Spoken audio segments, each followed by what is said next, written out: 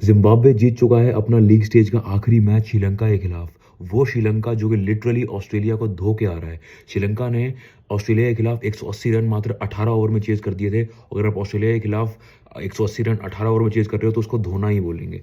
पर जिम्बाब्वे के बारे में क्या कहें, जितनी तारीफ करी जाए उतनी कम है। जिम्बाब्वे, आप अब अंडरडॉग्स नहीं हैं इस टूर्नामेंट में।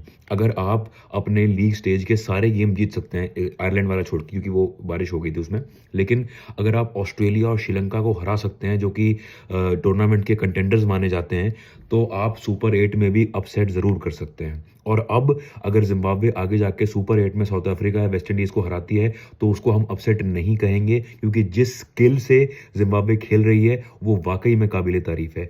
जिस तरीके से जिम्बाब्वे ने फील्डिंग करी, रन बचाए, चौके बचाए, कैचिंग करी, वो जेन्युइनली तारीफ का पात्र है।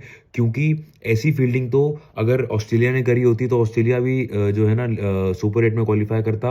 अगर आयरलैंड ने ऐसी फील्डिंग और बॉलिंग करी होती तो शायद आयरलैंड के भी चांस बनते। बट बहरहाल जिम्बाब्वे के बैट्समैन ने क्या बैटिंग करी है। उनके कप्तान सिकंदर रजा ने 45 रन बनाए मात्र 25-26 बॉलों में, वो मैन ऑफ द मैच भी रहे। वहां से गेम पलटा। उनके एक और बैट्समैन है ब्रायन बेनेट, वो अभी तक इस T20 वर्ल्ड कप में डिसमिस ही नहीं हुए हैं। शुरू में उनके 260 नॉट आउट्स हैं और एक 48 नॉट आउट है।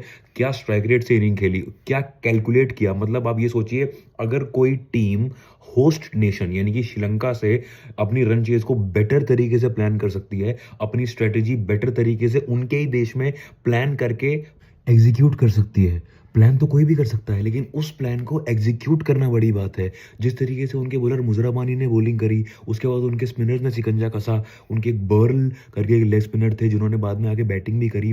वो बड़ी बात है कि आप कैसे अपनी गेम को फील्ड पे उतारते हैं, उसको बाहर फील्ड पे सोचने के बाद। और जिम्बाब्वे के कप्तान सिकंदर रजा, जिस तरीके से उन्होंने आगे प्रेजेंटेशन सेरेमनी में अपना माइंडसेट प्रेजेंट किया कि जब उनको 60 रन चाहिए थे 30 बॉलों में, तो उन्होंने कहा कि मुझे पता था कि एक 20 रन का बड़ा ओवर चाहिए और उसके बाद अगर 9 रन का, 7 रन का, 8 रन का भी ओवर आएगा तो भी हम मैनेज कर लेंगे। और वही बाद में हुआ भी। और टॉस जब वो हार गए तो उन्होंने अंदर जाके अपनी टीम को जो मैसेज दिया कि हम टॉस जीतें चाहे टॉस हारें, अगर हम अच्छी क्रिकेट खेल रहे हैं तो हमें टॉस के बारे में चिंता करने की ज़रूरत क्यों है।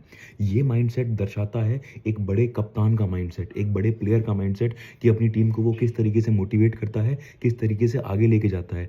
ये फ़र्क नहीं पड़ता कि आप किस कंट्री से आ रहे हैं और क्या उस कंट्री की हालत है। जिम्बाब्वे जैसी कंट्री जिसकी इकोनॉमी इतनी वीक है, जिसकी करेंसी ऑलमोस्ट खत्म होने की कगार पे है, उनके फर्स्ट क्लास स्ट्रक्चर का कोई अता पता नहीं है, उनके पास सिर्फ प्लेइंग ग्राउंड्स 2 हैं, हरारे और बुलावायो। ऐसी कंट्री जब ऐसा परफॉर्म करती है, बहुत खुशी होती है। Hats off to Zimbabwe.